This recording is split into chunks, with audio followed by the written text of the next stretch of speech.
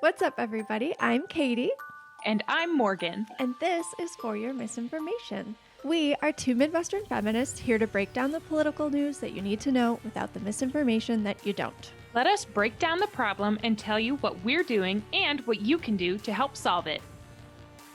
Hi, everybody. It's just me this week, and I wanted to talk about where the Republican Party is going because we're at a very scary inflection point and it's very important. So I have like an optimistic take and a pessimistic take. I'll give you the pessimistic one first.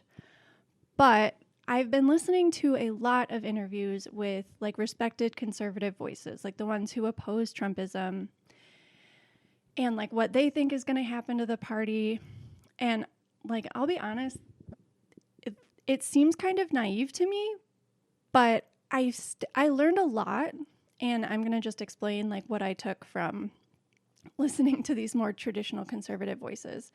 One important thing that was really like telling to me is that Republicans are twice as likely to answer in polling that the point of politics is to fight for the survival of the country instead of advancing good evidence-based public policy, which is why it makes more sense that they like so many of them like Trump, because he'll fight for them. And like, I would say that the stuff he's fighting for is ridiculous at best and hateful at worst. But yeah, so what happens now that Trump is out of office and won't have Twitter again, which is good. So the pessimistic take is that just like the control room is empty. Liz Cheney and Adam Kinzinger are trying to lead, but like very few people are following them. And I just don't really see a ton of proof. I mean, there's a little bit. I'll give you the optimistic take in a minute. But I haven't seen like a ton of proof that the Republican Party is turning away from the Trump wing. Like Marjorie Taylor Greene had a more moderate Republican primary opponent, and you know, her district in Georgia picked her over them. They didn't really amplify all of her like QAnon beliefs, which I think that's definitely a mistake, but Lauren Boebert, Madison Cawthorn, like those are the people who will fight for the Republican Party, or at least the people they think will fight, not Mitt Romney. I think they see that if Mitt Romney was like an effective legislator, he would have done something by now. Okay, but here is the optimistic take, and what we could go either way. Like, it's February 2021. Like, it's an inflection point. They could decide to go this way or this way. There's a lot of stuff that people could do to make one thing happen or another. But the optimistic take is that they're going to split. The party's going to split. The Trump wing is going to face accountability for the fucking coup. And then they're going to rebuild with popular policy, or more popular policy, or what they think is popular policy.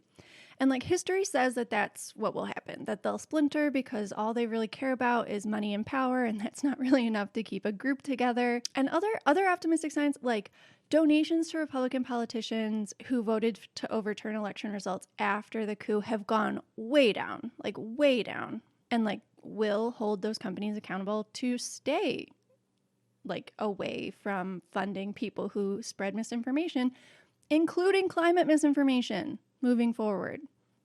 Not allowed to be in Congress and spread climate misinformation. No, thank you. Also, over 140,000 Republican voters in just 25 states, in just half the states, have already unaffiliated themselves with the Republican Party since the coup on January 6th, so that's good. And then I just learned yesterday that a group of over 100 Republican politicians met last week to talk about creating a third party that's more moderate. So that's the optimistic take.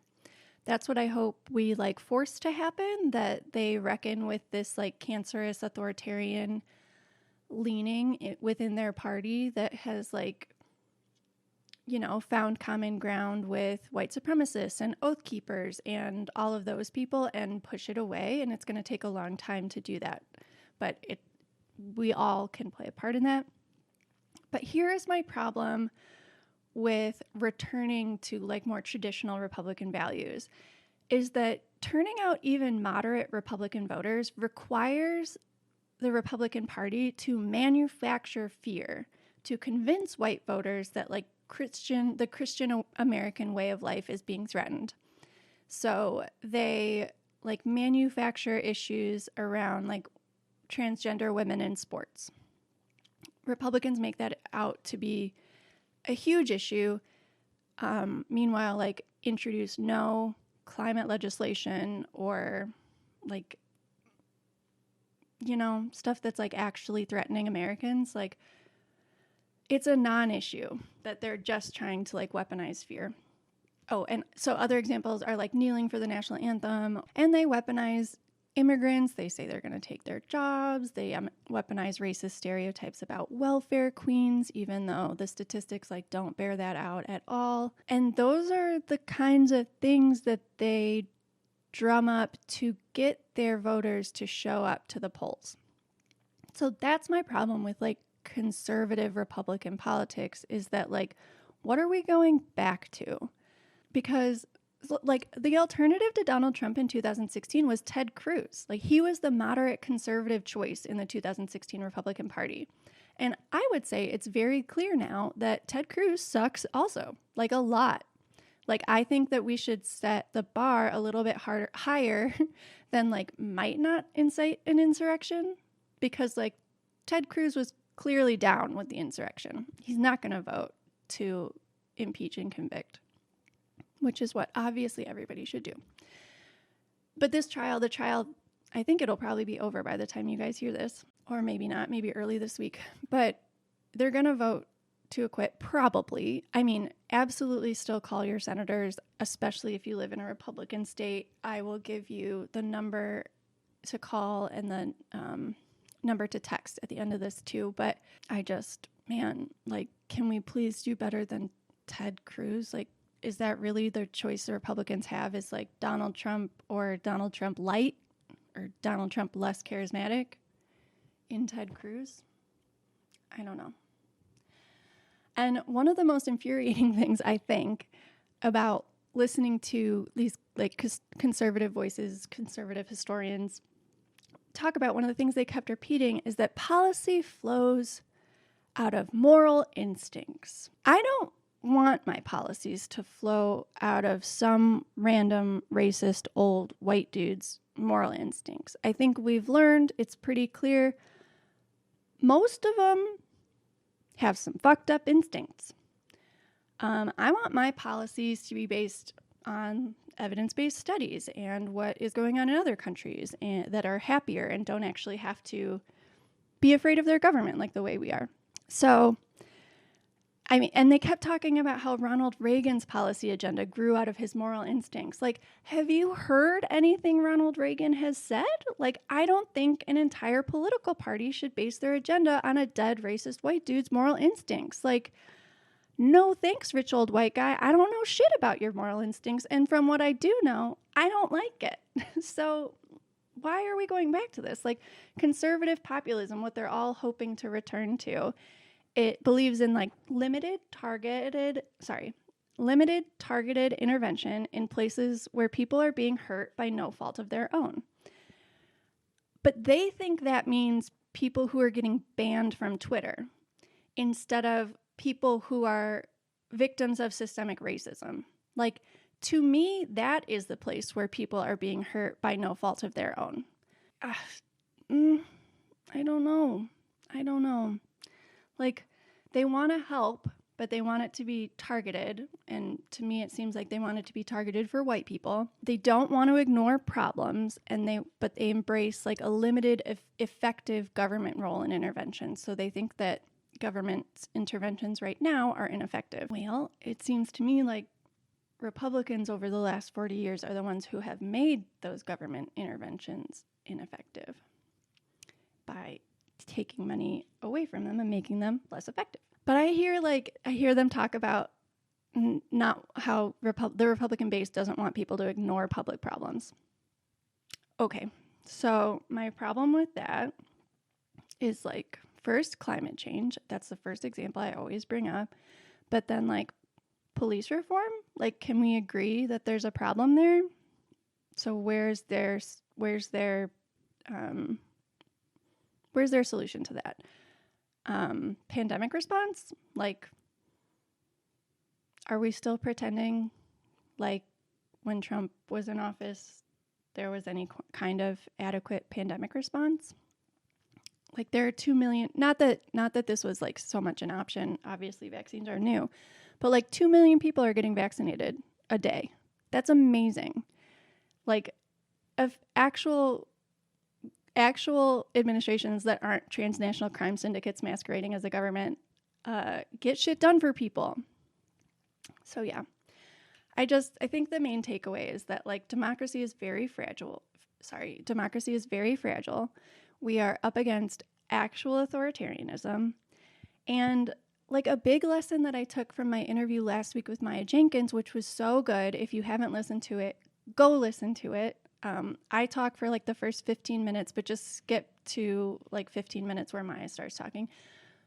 The thing that I took away is like, we deserve better. Like, I hope at some point everybody realizes that like they deserve better from their partner. We deserve better from our country. Like, we don't have to be afraid of our government. There are plenty of places where people aren't. We should demand better. And I think the way that we should all treat the Republican Party moving forward is like your best friend's boyfriend who you are very skeptical of and suspicious of because he's cheated on her before. And my advice to like an actual friend in that situation would be to fucking leave. Like, just don't, like, there's no fixing, like just go. Like, you either are respected or you're not, and you shouldn't have to like beg somebody to respect you. But unfortunately, we can't. Like, this is the country that we live in. If we leave, like 330 million Americans still live here under this like white supremacist system. Like, nah.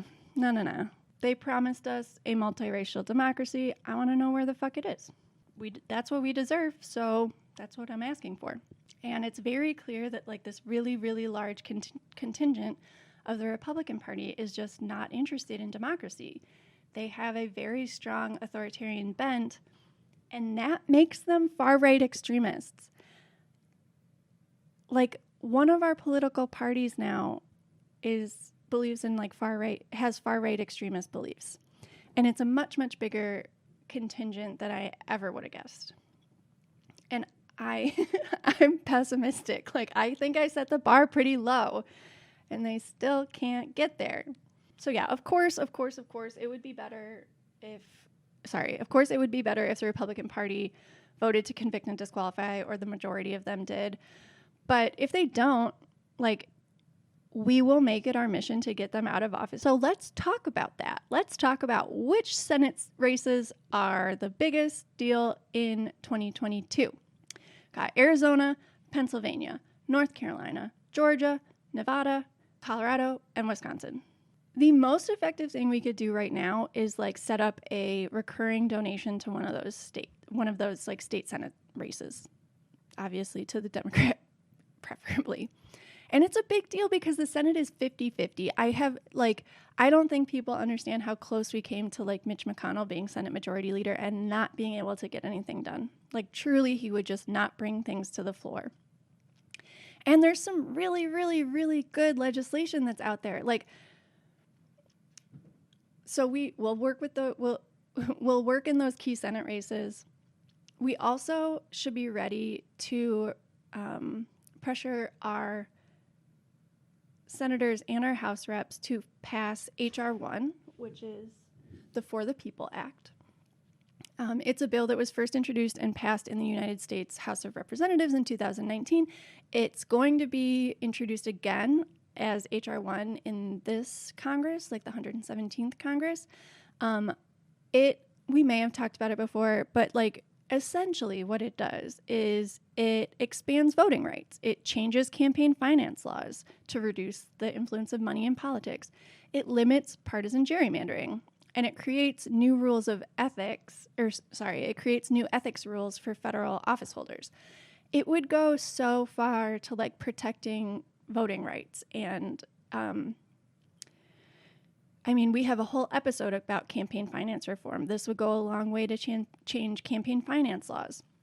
That's one way that like there's that keeps the tyranny of the minority in power is that, like, the oligarchs give money, and they give money to both parties, but big oil is, like, certainly more interested in Republican politicians who will agree not to pass any climate change legislation that would hurt their business model. So yeah, those are all the ways that, like, sneaky white supremacists, like, keep the system benefiting them. They gerrymander. They, like, crack and pack different districts so that communities are more disenfranchised. And always, always, always after a non-white group of Americans starts to make progress, white people lash out with and try to keep them from voting.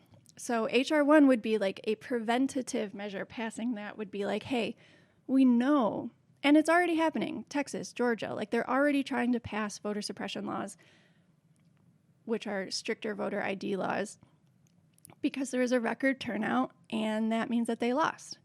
So I just want everybody to be ready. At some point, I'm definitely going to tell you to reach out to your elected officials and tell them that they need to pass H.R. 1, because it would shore up, like, a lot of problems. And it would sure mean it would get us out of this shitty period a lot sooner. And so would the Republicans voting to convict Trump, but they're not going to. So now we have to do it. We have to get those shitty senators out. We have to get those shitty representatives out. And we have to pass H.R. 1. That's what I see going forward.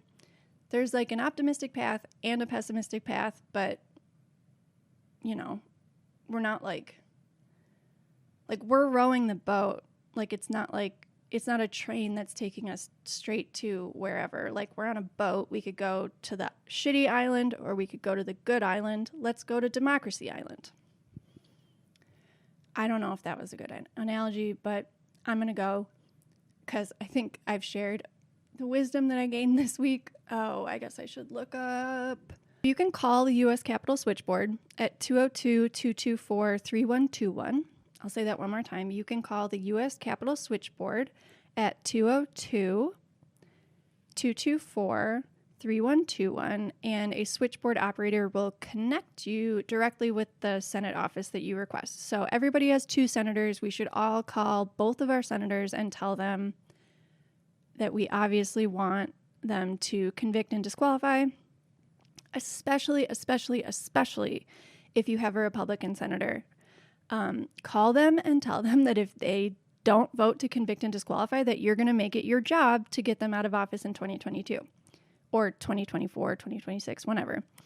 The secret is that we're going to be doing that anyway.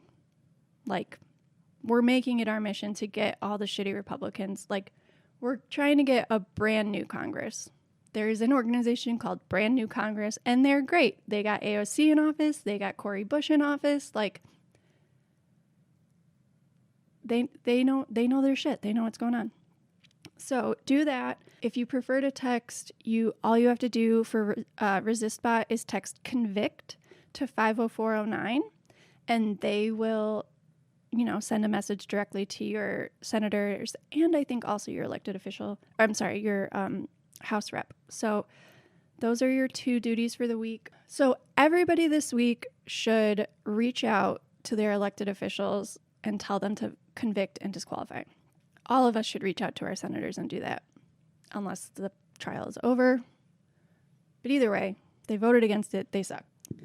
And then bonus points, like, the most helpful thing you could do right now is pick one of those Senate races in Arizona, Pennsylvania, North Carolina, Georgia, Nevada, Colorado, or Wisconsin.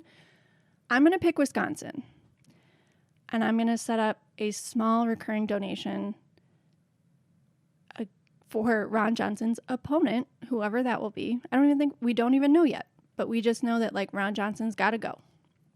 So if you guys want to pick one of those other states, we could get through this shitty period of, like, apologizing for white supremacy and, all this bullshit we've been dealing with. The quicker we get all those shitty people out of Congress, the quicker we can move on. So yeah. All right. I hope you guys have a good week. For self-care, have I mentioned that I've been planting a lot? Do you want to see? I'm going to show you. Hold on.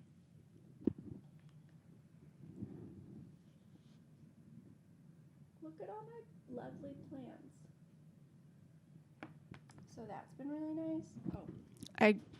I just showed you all my lovely plants. There was I had one other like good one. Oh, before, this is the last episode that you guys will probably hear before I get my first vaccine.